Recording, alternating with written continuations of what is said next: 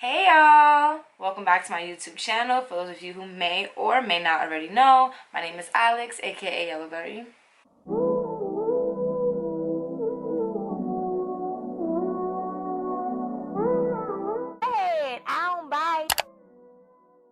And by the title of this video, you already know why you are here. I am here to give you girls and guys, for some of you who wear wigs, a new method on how to apply your wig. No glue, no tape. We are here to preserve these frontals, okay? So right now I do have in a frontal. I'm not sure about the length. I think it's 20 inches curly hair.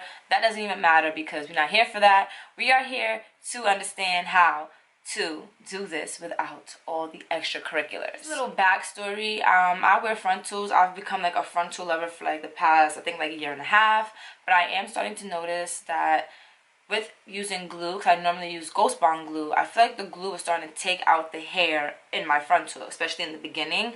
I'm not sure if it's the way that I take off my wigs. I'm not sure if it's the way that I remove the glue from the lace. But your girl's tired. I'm tired of spending my money on these good old, frontals, and it's starting to come out.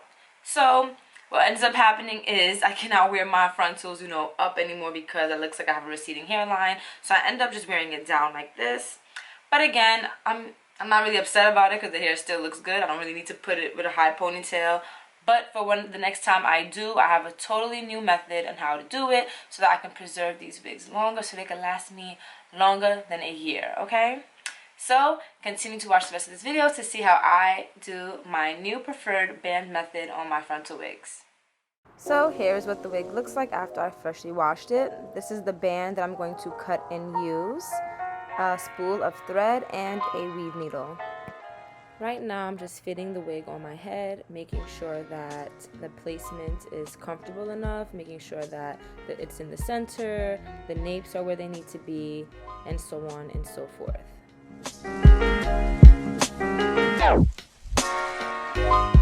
I'm going to take the band that I showed you guys, and before I cut it, I'm going to size it to the napes of my wig.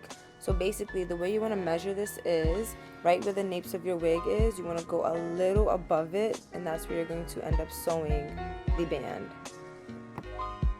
Make sure when you're measuring the band that you're stretching it, because if you make the band loose, then it defeats the whole purpose of the band method. So you basically want to stretch the band a bit, as you can see what I did, and it's going to look like a small piece, but again, you want the band to be able to stretch and hold the wig on your head tightly. Well, firmly, not too tight, because it will hurt and be uncomfortable.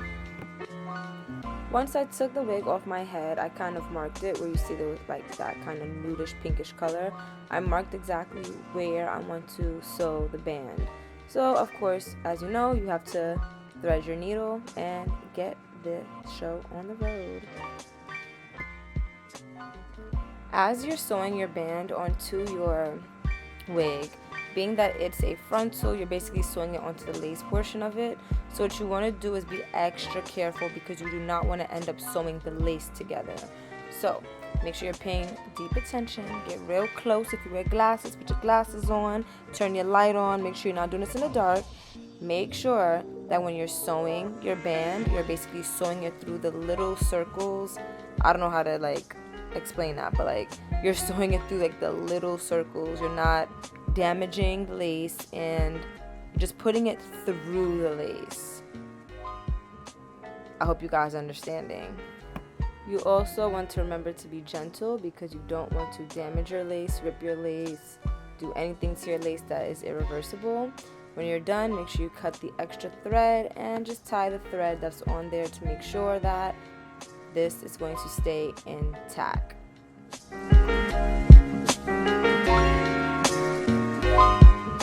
Now that I finished tying that side, I'm going to now start sewing the other side. So basically here I'm just measuring it up again just to see and show you guys that little circle part is where my head is going to be. Looks tight enough for me.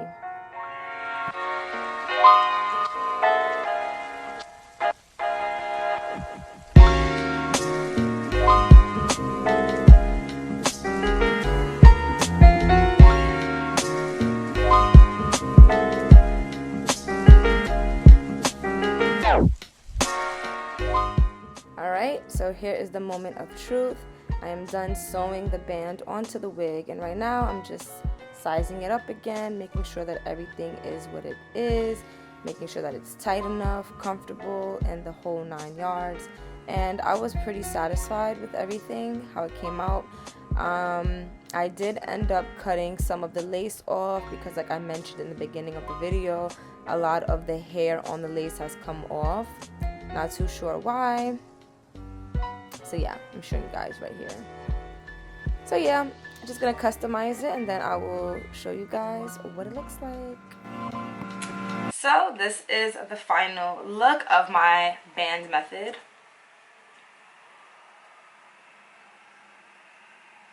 As you guys saw when I was applying my band onto my wig, I did not have on a wig cap. This is an invisible lace, which don't look too invisible right now because my braids are a little fuzzy. I did record this video in 2 parts. So yeah, I don't use a wig cap anymore just because the wig cap made it look like I had skin peeling. I don't know, it was just weird. I did opt out of using a wig cap and I just placed the wig over my head and it really blended in with my skin. I'm not sure if you guys can see it, but this is where the wig lace is, and I feel like it blends in pretty nicely. For the days that I feel like it doesn't, I will just add some foundation or some powder, makeup powder, and call it a day because you don't got time for all of that, okay? So going forward, I am totally in love with the results of my wig. Again, this is a frontal, like this is not a closure, this is a frontal, and all I have on it right now is a band to make sure that, you know, sis is sitting good.